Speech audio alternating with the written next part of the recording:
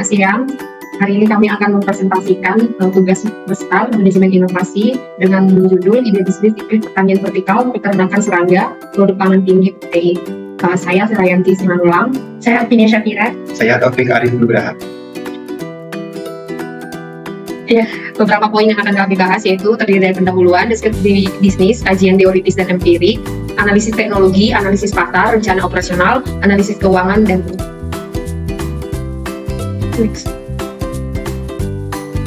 latar belakang daripada pemilihan topik kami itu yaitu berangkat dari isu keberlanjutan lingkungan, di mana saat ini terjadi permintaan akan protein hewani, di mana ini diperkirakan pada tahun 2050 akan meningkat 2 kali lipat.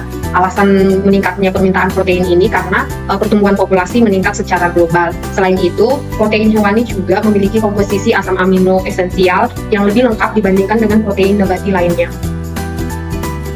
Namun, meningkatnya permintaan protein hewani ini berdampak pada masalah lingkungan, karena dalam proses produksinya menghasilkan gas rumah kaca yang lebih tinggi dibandingkan dengan sumber protein nabati. Produksi hewani ini menyumbang 12% emisi gas rumah kaca dan 30% hilangnya keanekaragaman hayati. Sehingga kasus-kasus di atas menjadi isu-isu keberlanjutan lingkungan yang menjadi sorotan utama seiring dengan meningkatnya kesadaran terhadap masalah lingkungan global.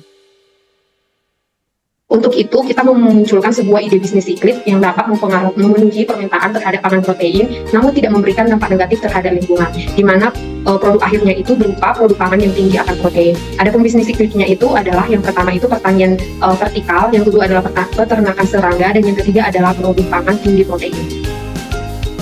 Kemudian berikut merupakan tujuan dari siklik bisnis ini. Yang pertama, menciptakan peluang bisnis yang menguntungkan dengan mengutamakan keberlanjutan lingkungan. Yang kedua, mengurangi pemborosan dan mengoptimalkan penggunaan sumber daya. Yang ketiga, mendorong kemandirian masyarakat dalam memproduksi makanan dan produk kesehatan. Dan yang keempat, mendorong inovasi dalam pengembangan produk kesehatan yang berkelanjutan.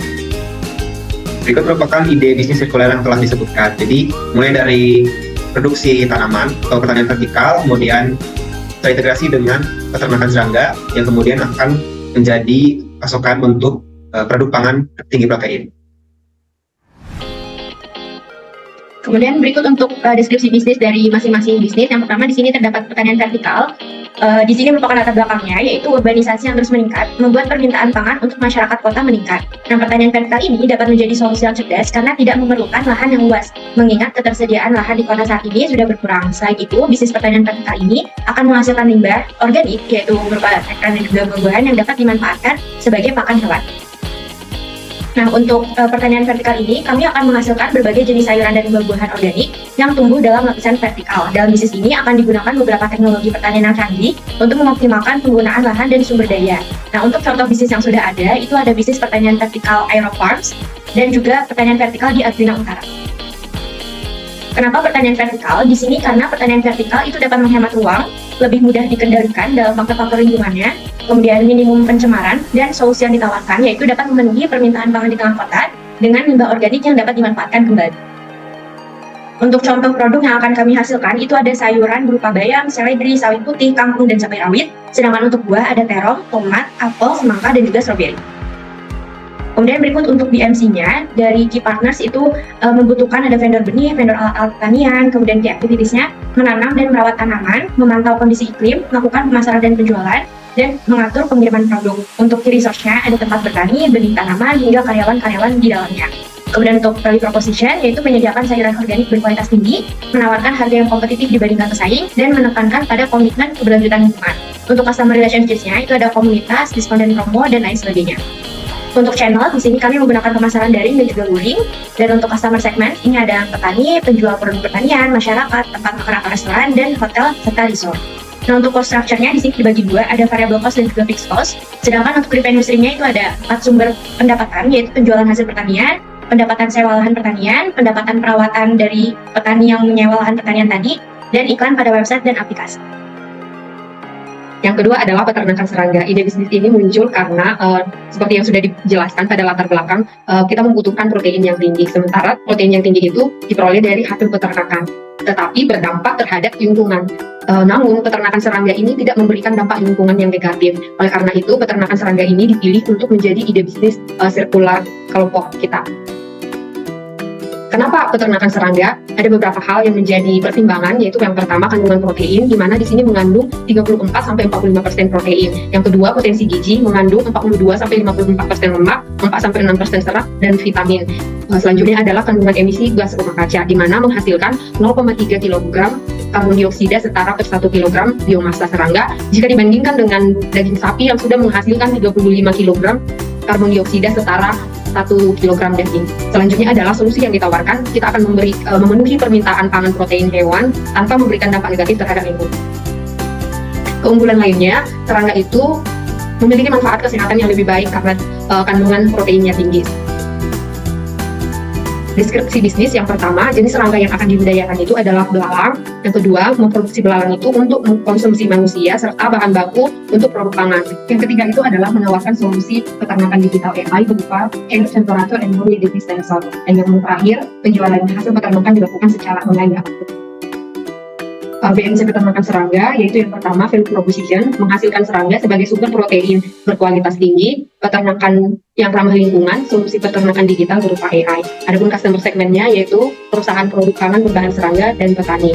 Customer relationship terdiri dari komunitas online, konsultasi peternakan, sosial media. Dan untuk channel sendiri terdiri dari situs web dan aplikasi mobile. Partnersnya terdiri dari vendor sumber daya serangga, yang kedua vendor limbah pakan serangga, lembaga keuangan, serta lembaga penelitian. Activity-nya yaitu yang pertama memilih jenis serangga, yang kedua melakukan riset dan inovasi, yang ketiga melakukan pemasaran.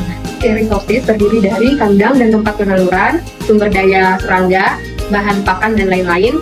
Selanjutnya revenue streams, yaitu pendapatan penjualan serangga, pendapatan penjualan pupuk, serta iklan yang ada pada website dan aplikasi mobile. Dan yang terakhir adalah cost structure yang terdiri dari variable cost dan fixed cost. Selanjutnya yang ketiga adalah produk pangan tinggi protein, di mana tadi telah dijelaskan dengan berbagai kelebihan dari serangga yang lebih ramah lingkungan, kemudian juga lebih sehat dibandingkan sapi contohnya. Jadi alasan kami mengembangkan produk pangan tinggi protein, di mana dapat diolah menjadi berbagai jenis produk tersebut. Di antaranya tepung serangga, burger, fitness bar serangga, pasta, roti, dan juga camilan seperti snack ringan. Dan ini merupakan contoh dari produk pangan yang akan menjadi produk kami, yaitu snack protein berbahan serangga, ataupun juga snack bar berbahan serangga. Nah, namun yang harus diperhatikan ini adalah terkait dengan resikonya, di mana terdapat bahaya-bahaya seperti kimia ataupun alergi, sehingga dengan pengolahan dan peternakan yang terstandar, hal ini dapat merendah resiko dari bahaya-bahaya ini. Nah, kemudian terkait dengan rasa, di mana terdapat keraguan akan rasa serangga ataupun tekstur serangga, sehingga tentunya serangga perlu diolah terlebih dahulu ataupun dapat diolah menjadi tepung, kemudian menjadi produk pangan olahan.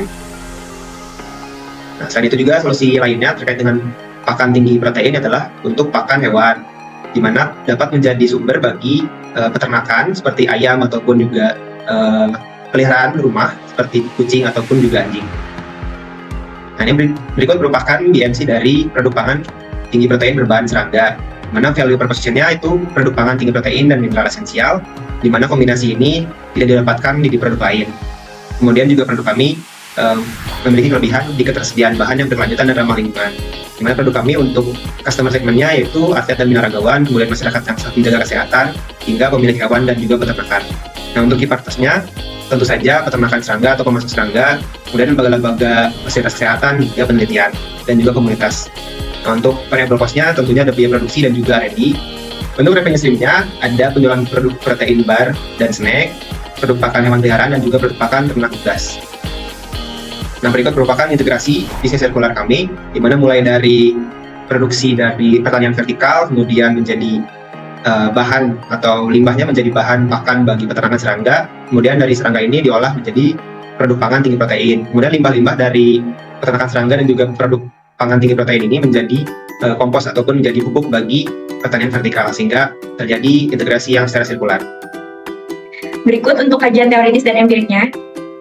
Di sini yang pertama terdapat teori dari bisnis zero waste. Jadi zero waste merupakan konsep mengelola sampah secara terpadu dengan meminimalkan volume tumpukan sampah yang dihasilkan. Nah, di zero waste ini tuh terdapat 5 konsep R yang dapat diimplementasikan, yaitu refuse, reduce, reuse, recycle, dan juga roll. Zero waste ini memiliki manfaat dari segi lingkungan dan juga manfaat dari segi keuangan, sehingga melalui hal tersebut konsep ini juga dapat menjadi peluang bagi pebisnis. Kemudian terdapat regulasi bisnis terkait lingkungan. Dalam memulai dan menjalankan bisnis, pebisnis perlu memperhatikan berbagai etika maupun regulasi yang ada. Salah satunya adalah terkait dengan lingkungan. Melihat pentingnya memperhatikan aspek lingkungan, di sini muncul konsep sistem manajemen lingkungan dalam perusahaan. Kemudian di sini terdapat teori terkait ekonomi sirkular. Ekonomi sirkular merupakan konsep ekonomi yang dikaitkan dengan pencapaian tujuan dalam pembangunan berkelanjutan. Konsep ini memiliki 3 prinsip, yaitu menghilangkan limbah dan polusi, menjaga produk dan bahan yang digunakan, serta regenerasi sistem alam. Nah, implementasi dari ekonomi sirkular ini dapat menghasilkan keuntungan ekonomi, lingkungan, dan sosial yang sangat berarti. Kemudian kita lanjut ke analisis teknologi untuk masing-masing bisnis. Di sini terdapat teknologi yang akan digunakan di pertanian vertikal. Itu ada pencahayaan LED, kemudian LED ini tuh dapat digunakan untuk membantu fotosintesis, mengoptimalkan sumber cahaya buatan. Kemudian yang kedua terdapat irigasi otomatis, yaitu dapat menghemat air, tenaga kerja, dan meningkatkan efisiensi produksi. Kemudian yang ketiga, ini ada pengontrol otomatis faktor lingkungan, yaitu sensor dan kontrol untuk mengatur suhu, kelembapan, dan nutrisi, di mana contoh aplikasinya adalah Green IQ. Untuk teknologi dalam peternakan serangga, yaitu yang pertama ada pencahayaan LED, ini digunakan untuk merangsang aktivitas dan gerak belalang serta siklus hidup dari reproduksi belalang. Yang kedua, alat pemberi minum otomatis. Dengan pengaturan otomatis, alat ini dapat memberikan air pada belalang dengan jadwal yang sudah ditentukan. Yang ketiga adalah teknologi AI. Teknologi AI yang digunakan berupa air temperature and humidity sensor, yaitu untuk pemeliharaan lingkungan optimal, pencegahan penyakit dan parasit, serta efisiensi. Yang selanjutnya adalah teknologi dalam produk pangan tinggi protein. Beberapa di antaranya adalah mixer, loyang, extruder, molding, tray dryer, packaging mesin. Di mana mesin ini merupakan mesin yang khusus untuk membuat bar yang lembut, keras, ataupun lengket. Sehingga ini lebih cocok untuk produk snack bar berbahan dari serangga.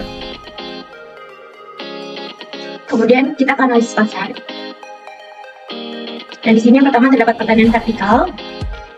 Nah, untuk STP dari pertanian vertikal adalah dari segmentingnya itu geografisnya berdomisili di Indonesia, kemudian demografisnya berpenghasilan menengah ke atas dengan rata-rata penghasilan sebesar 4 juta rupiah, psikografisnya peduli pada kesehatan dan mendukung hal yang sustainable, dan untuk perilakunya aktif mencari produk organik. Untuk targetingnya ini ada petani, penjual produk pertanian, masyarakat, tempat makan atau restoran, dan hotel serta resort. Kemudian untuk positioningnya, di sini ada sebuah tagline untuk memposisikan brand pada benak konsumen, yaitu pertanian vertikal, gaya hidup hijau. Kemudian untuk marketing mix, untuk produknya di sini ada berbagai macam sayuran dan buah organik. Untuk price-nya itu bervariatif, tergantung pada jenis hasil pertanian seperti sayuran dan buah-buahan yang dihasilkan. Kemudian untuk place-nya itu terletak di Bandung, Indonesia. Untuk promotionnya, di sini kami menggunakan beberapa metode cara untuk mempromosikan seperti komunitas, diskon dan promo, layanan yang maksimal, serta konsultasi pertanian gratis. Untuk pupilnya atau pekerja yang dibutuhkan, itu ada petani, kemudian di bidang finansialnya, bidang bisnis dan pemasaran, bidang operasional, dan bidang SDR.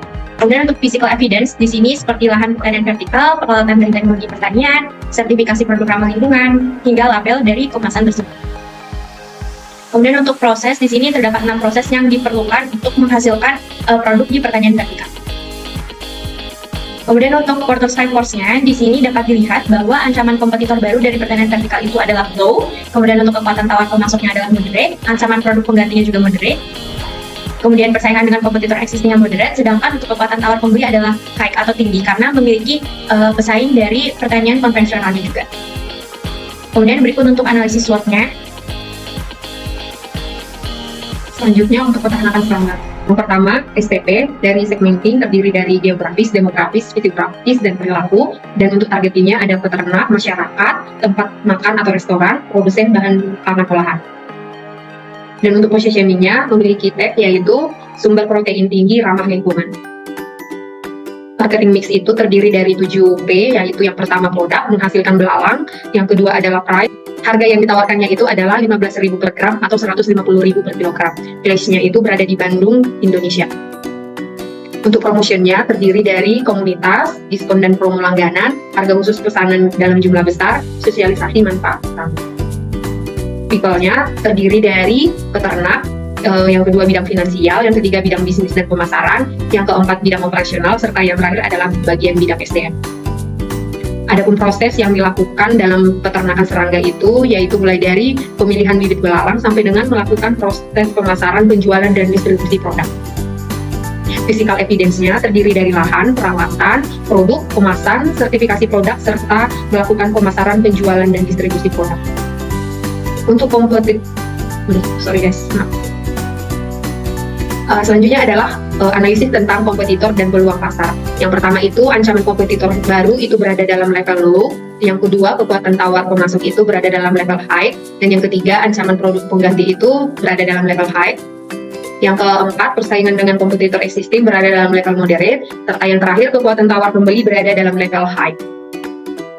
Untuk analisis SWOT dapat dilihat pada slide. Selanjutnya adalah produk pangan tinggi protein yang kami ambil adalah snack bar protein. Berikut merupakan analisis SMP atau segmenting, targeting, dan positioningnya. Dimana untuk targeting sendiri, terutama bagi atlet atau pecinta kebugaran. Untuk positioningnya, kami memposisikan untuk produk yang lebih ramah lingkungan dan juga lebih sehat. Untuk marketing mix 7P, ini mulai dari produk yaitu fitness bar berbahan serangga. Untuk harganya, dimana fitness bar ini dihargai dari mulai Rp20.000 per batang. Untuk lokasi berada di Bandung, dan untuk promosi mulai dari diskon, kemudian kolaborasi dengan ahli gizi atau pelatih kebugaran, konten-konten hingga pemasaran melalui influencer. Untuk people-nya, mulai dari operator, finansial, bisnis pemasaran, operasional hingga SDM. Dan untuk physical evidence, sama seperti bisnis lainnya yaitu pengemasan produk hingga sertifikasi dan juga pabrik. Ini merupakan proses mulai dari identifikasi kebutuhan pasar, kemudian pengujian resep dan pengembangan produk, kemudian pengujian kualitas, produksi, hingga continuous improvement. Nah, berikut merupakan kompetitor dan peluang pasar. Untuk kompetitor baru berada pada level low. Selanjutnya adalah kompetitor dan peluang pasar. Untuk kompetitor baru ini berada pada level low, kemudian untuk kekuatan tawar supplier ini berada pada level high, untuk produk pengganti moderate, untuk kompetitor existing low, dan juga kekuatan tawar pembeli itu berada pada level high. Berikut merupakan analisis SWOT dari produk pangan tinggi protein. Berikut adalah rencana operasional. Adapun rencana operasional untuk ketiga bisnis, yaitu yang pertama, persiapan dan perencanaan bisnis, yang kedua, pendapatan mitra kerjasama, yang ketiga, pendanaan, yang keempat, pembuatan website dan aplikasi, yang kelima, ada pemasaran, yang keenam, menjalankan bisnis, dan adalah promosi. Untuk alur pemasarannya dapat dilihat pada slide. Kemudian ini merupakan analisis keuangan. Untuk yang pertama, terdapat pertanyaan vertikal. Di sini ada komponen dari biaya tetap, biaya pengadaan, biaya variabel, biaya investasi, dan juga untuk perhitungan pendapatannya. Kemudian dari data-data itu semua akan dihitung capital budgeting-nya, dan berikut untuk hasilnya. Jadi berdasarkan hasil perhitungan feasibility tadi, bisnis pertanian vertikal ini layak dan menguntungkan. Di mana untuk perhitungan US Index-nya itu didapatkan nilai lebih dari 1, yang berarti bisnis pertanian vertikal ini dapat memaksimumkan pinjaman. Selanjutnya untuk peternakan serangga. Berikut komponen biaya dari peternakan serangga. Yang pertama, biaya tetap, yang kedua, biaya variabel, yang ketiga, biaya investasi, sehingga diperoleh total pendapatan per tahun sebesar 1,8 M. Dan untuk sumber pendanaannya, yaitu yang pertama loan sebesar 75%, dan yang kedua equity sebesar 25%. Berikut perhitungan capital budgeting. Dan untuk perhitungan feasibility tadinya diperoleh bahwa bisnis ini layak dilakukan dan diwujudkan. Dan untuk perhitungan US Index juga diperoleh bahwa nilai yang dihasilkan lebih besar dari itu, artinya bahwa kita dapat meminjam semaksimal mungkin dari bank. Selanjutnya adalah bisnis snack bar protein. Berikut merupakan biaya investasi dan perencanaan modal dengan kapasitas 15.000 bungkus per bulan. Seperti ini merupakan biaya tetap, ini merupakan biaya variabel bahan baku, biaya variabel utilitas, dan ini merupakan analisis kelayakannya.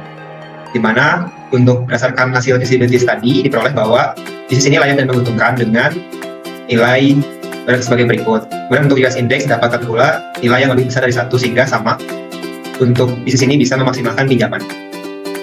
Selanjutnya adalah integrasi ketiga bisnis. Nah, untuk integrasi bahan baku dan limbah, yang pertama dari pertanian vertikal itu dapat menghasilkan 169 kg limbah per bulan yang dapat disuplai untuk pakan serangga. Kemudian untuk dari serangga sendiri itu bisa menghasilkan lebih dari 350 kg sehingga yang dibutuhkan itu sebesar 350 kg serangga per bulan untuk suplai dari snack bar protein berbahan serangga. Kemudian untuk dari proses produksi ini menghasilkan limbah 17,5 kg limbah pangan per bulan itu bisa menjadi sumber bagi pupuk pertanian vertikal. Berikut merupakan lebih detailnya, di mana untuk pertanian vertikal ini kebutuhan bahan baku pupuk dari membeli sebanyak Rp27.000 per liter, di mana 14.000 liter atau setengahnya ini disuplai dari produk pangan tinggi protein tadi pupuknya. Kemudian untuk peternakan serangga, kebutuhan bahan baku pakan dari membeli Rp300 per kilogram sebanyak 25.000 kg itu disuplai sebanyak 169 kg limbah sayuran dari pertanian vertikal. Kemudian untuk snack bar protein berbahan serangga kebutuhan bahan baku tepung belalang dari membeli sebesar Rp480.000 per kilogram. Sebanyak 350 kg ini sepenuhnya disuplai di peternakan serangga, sehingga harganya bisa menjadi Rp40.000 per kilogram.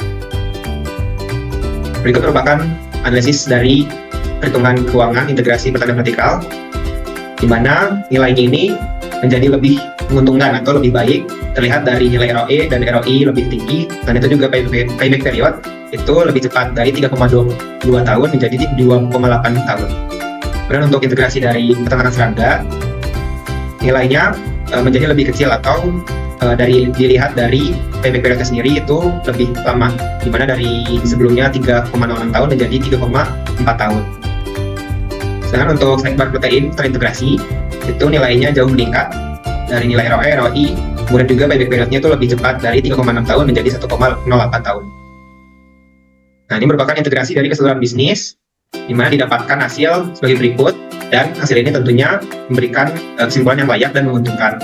Dengan ROE 480%, ROI 150%, dan juga payback period dicapai dalam 2,12 tahun. Kemudian untuk penutupnya, di sini dapat diambil kesimpulan bahwa hasil yang diperoleh dari ide bisnis sirkular antara pertanian vertikal, peternakan serangga, dan snack bar protein itu dapat mengurangi limbah dan meningkatkan keuntungan dari keseluruhan bisnis yang terintegrasi. Dan hal ini tuh mendukung teori yang telah dijelaskan sebelumnya, yaitu ekonomi sirkular. Kemudian kalau untuk di breakdown, pertama untuk pertanian vertikal, itu dia menghasilkan keuntungan yang lebih besar jika terintegrasi bisnis sirkular dibandingkan dengan berdiri sendiri, di mana keuntungan atau NAT-nya itu bertambah, kemudian payback period-nya juga lebih cepat, kemudian ROI dan ROE-nya juga lebih besar. Yang kedua adalah peternakan serangga, di mana bisnis ini menghasilkan keuntungan yang lebih kecil. Hal ini disebabkan karena harus menyumbangkan sebanyak 350 kg serangga pada bisnis snack bar protein. Namun jika dihitung secara keseluruhan, akan menghasilkan keuntungan yang lebih besar dan dapat dilihat dari payback periodnya yang semakin cepat, yaitu 2,12 tahun. Selanjutnya adalah untuk produk pangan tinggi protein, menghasilkan keuntungan lebih besar jika terintegrasi bisnis sirkular dibandingkan dengan apabila bisnis itu berdiri sendiri. Hal ini dapat dilihat dari payback periodnya yang semakin cepat, yaitu menjadi 1,1 tahun jika dibandingkan dengan yang sebelumnya 3,6 tahun. Berikut untuk dasar pustakannya. Sekian dan terima kasih.